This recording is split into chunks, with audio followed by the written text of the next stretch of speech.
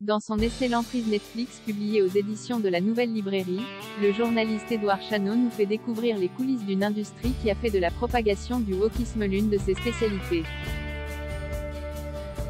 La Netflixisation du monde en 2022, Netflix peut compter sur 221 millions d'abonnés répartis partout sur la planète pour leur imposer une seule vision du monde dont le propre est de l'uniformiser au nom de la diversité. C'est le paradoxe américain par excellence, répandre la démocratie partout grâce à des moyens peu démocratiques. Ou plutôt répandre le marxisme culturel grâce au capitalisme. En bref, coloniser les esprits au nom de la décolonisation.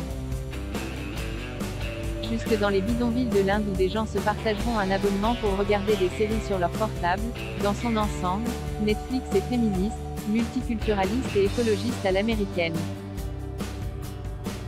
Netflix contribue décisivement à délimiter le périmètre des interdits moraux.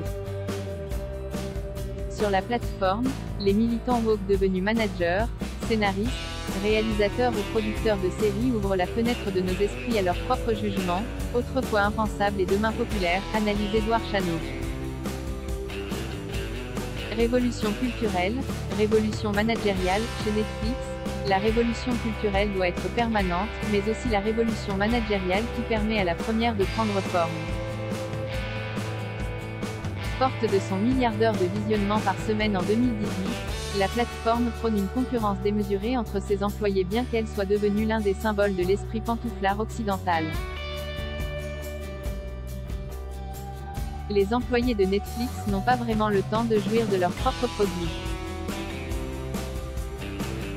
Pour conserver son poste dans cette boîte, il faut performer, sans relâche et se soumettre à toutes sortes de pratiques comme les évaluations 360, c'est-à-dire des repas à 8 collègues durant lesquels les modérateurs doivent identifier les attitudes toxiques. Tout est calculé, mesuré et monitoré pour maximiser le rendement. Sous le soleil de la Californie, les enfants des hippies sont devenus de redoutables capitalistes. L'algorithme est roi. Autre constat du journaliste dans son bref ouvrage mais particulièrement dense et éclairant, les algorithmes contribueraient à façonner un art sur mesure en fonction des profils des utilisateurs, ouvrant ainsi la voie à des créations, à la carte combinant leurs préférences.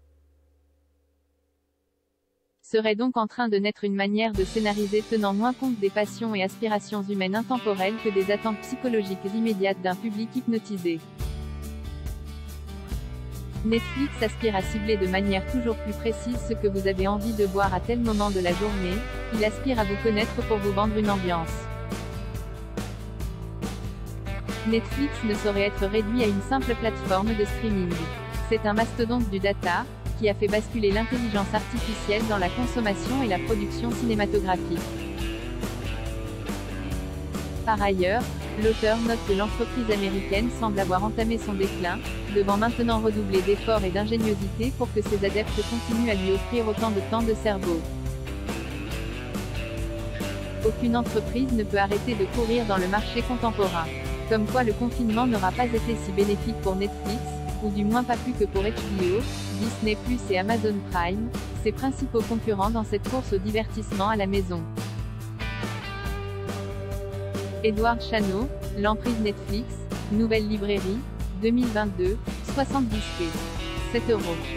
L'empire Netflix, l'emprise du divertissement Price, 7 € de UZ et New Available from 7 €.